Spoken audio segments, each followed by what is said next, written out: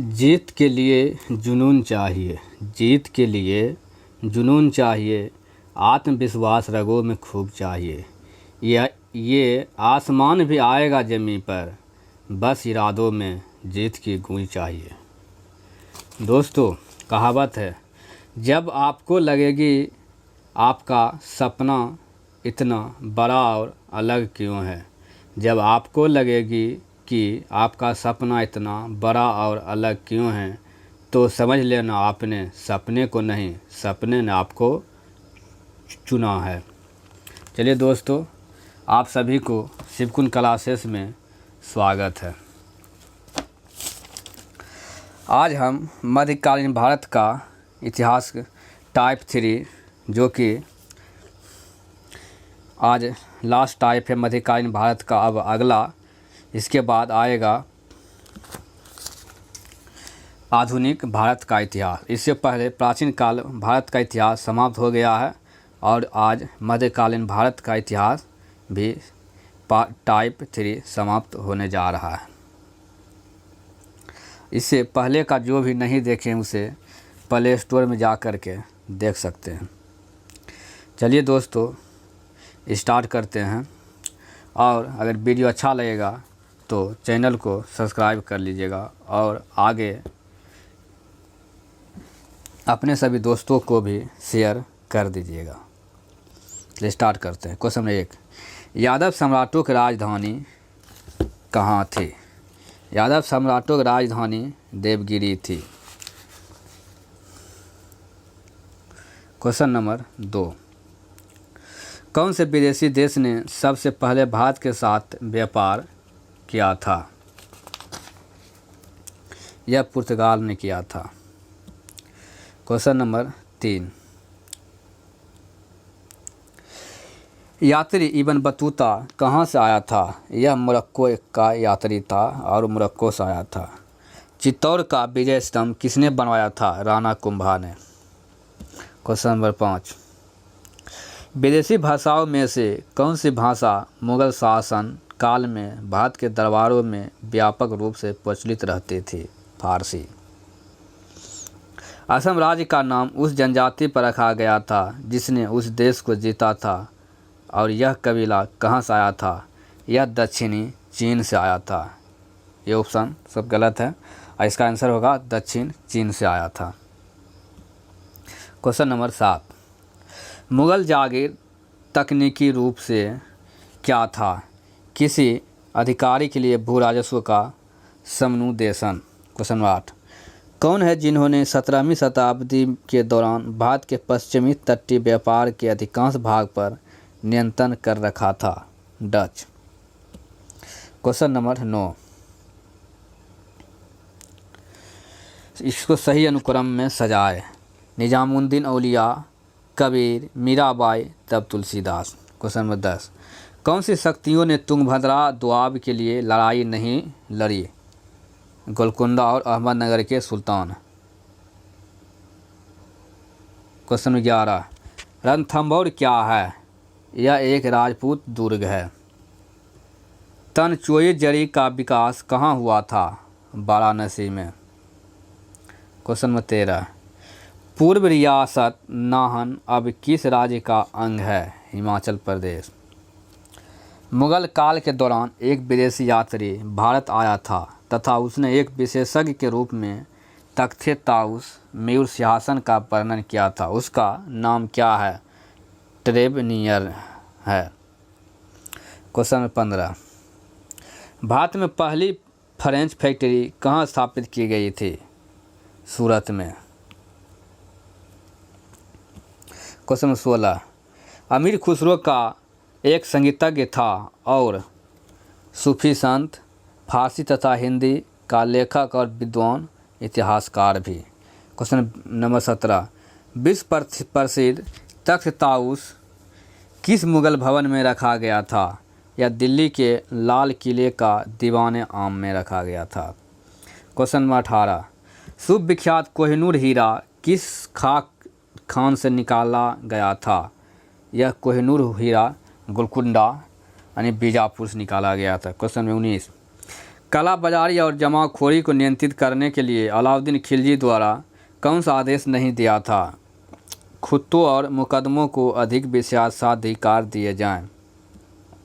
Question 20, Mughal भवनों में से किसमें यह अन्य विशेषताएं बताई जाती है कि वह लंबाई और चौड़ाई में बिल्कुल बराबर हैं? ताजमहल। सिख धर्म की पवित्र पुस्तक कौन सी है? गुरु ग्रंथ साहिबा। क्वेश्चन नंबर 22, तुगलकाबाद किला यह गयासुद्दीन तुगलक का है और लाल किला शाहजहां और हौज खास का किला फिरोज शाह तुगलक और the city of Siri Alauddin Khilji. The city of Siri Alauddin Khilji. Question number 23, इसका मिलान सही है यानी मोहम्मद सुल्तान सोमनाथ की लूटपाट यह किया था। क्वेश्चन नंबर 24, कालक्रम अनुसार सजाएं। इलबरी तुर्क, खिलजी, तुगलक, सैयद, लोदी। अच्छा आप पढ़ेंगे गुल खिला तुसाला। गो से गुलाम वंश, खो से खिलजी वंश, सो से सैयद वंश, उसके बाद तुगलक वंश, तब लोदी वंश। क्वेश्चन 25, मुगल काल का पहला भारतीय हिंदी विद्वान था मोहम्मद मलिक जयसी। क्वेश्चन नंबर 26, दारा शिकोह ने उपनिषदों का फारसी में अनुवाद किस नाम से किया था? शेर अकबर। दोस्तों कहाँ भागे जा रहे हैं, अभी और शेष वीडियो है, पूरा देखिए तब जाइए कहीं। 1651 में मुगलों द्वारा बंगाल में किस स्थान पर ईस्ट इंडिया कंपनी को व्यापार करने और फैक्ट्री बनाने की अनुमति दी गई थी? कासिम बाजार। क्वेश्चन नंबर 28, नालंदा विश्वविद्यालय को नष्ट करने वाला मुस्लिम शाही सिका था मोहम्मद बिन बख्तियार।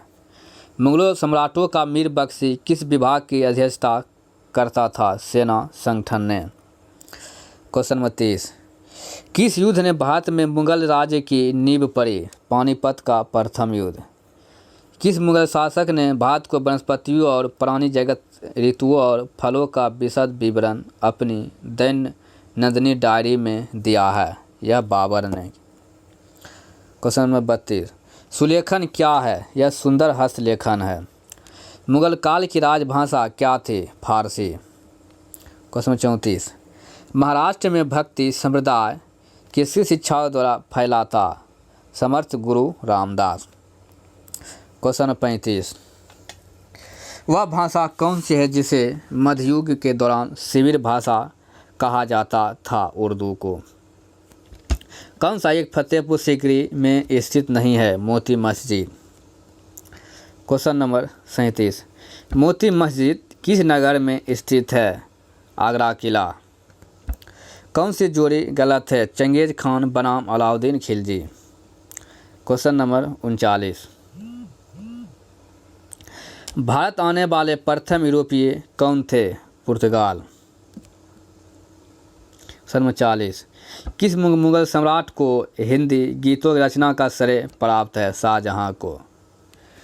किसका अपने समकालीन मुगल बादशाह के साथ मिलान गलत है? पृथ्वीराज चौहान का अकबर में, ये गलत है। राणा संगा और बाबर बीच युद्ध हुआ था, ये युद्ध हुआ था अकबर हेमू के बीच हुआ था, और ये जुझार सिंह और शाहजहां के बीच हुआ था, जसवंत सिंह और औरंगजेब के बीच युद्ध हुआ था। क्वेश्चन नंबर 42, कोणार्क प्रसिद्ध सूर्य मंदिर का निर्माण किसने कराया था? नरसिम्हा प्रथम ने। क्वेश्चन नंबर 43, गुरु नानक उत्तराधिकारी कौन थे? गुरु अंगद। कौन सा युग में सही मेल नहीं है? निकेतिन समरकंद, ये गलत है। Marco Polo Italy, Alberuni Uzbekistan, Ibn Battuta Morocco की यात्री था। क्वेश्चन नंबर 45, यादव राजाओं की राजधानी कौन सी थी? देवगिरी। दी गई घटनाओं को उनके कालक्रमानुसार सजाएं। क्वेश्चन नंबर 46 में सिपाही पहले आया था वास्को डी गामा, उसके बाद बाबर द्वारा मुगल साम्राज्य की शुरुआत हुई, उसके बाद सिपाही विद्रोह। क्वेश्चन 47 संत रामानंद की शाखा से संबंध थे? राम मार्गी। संत रामानंद राम मार्गी शाखा से संबंधित रखते थे। क्वेश्चन नंबर 48 कौन सा ग्रंथ सूरदास का नहीं है? सूरत सतई। कौन सा ग्रंथ सूरदास का नहीं? सूरत सतई। और साहित्य लहरी सूरदास द्वारा लिखा गया है, सुर सरावली सूरदास द्वारा लिखा गया है, और सुरसागर भी सूरदास द्वारा लिखा गया है। और सूरत सही यह सूरदास द्वारा लिखा गया पुस्तक नहीं है। दोस्तों, आप सभी को पूरा वीडियो देखने के लिए धन्यवाद। और इसे पहले का वीडियो पाने के लिए प्ले स्टोर में जा कर के देख सकते हैं। आप अगला पार्ट देखने के लिए चैनल को सब्सक्राइब कर लीजिएगा, जिसमें आप प्राचीन काल भारत ख़त्म हो गया है, मध्यकालीन भारत भी ख़त्म हो गया है, अब आधुनिक भारत का इतिहास टाइप 1 अगले क्लास में आएंगे। धन्यवाद दोस्तों।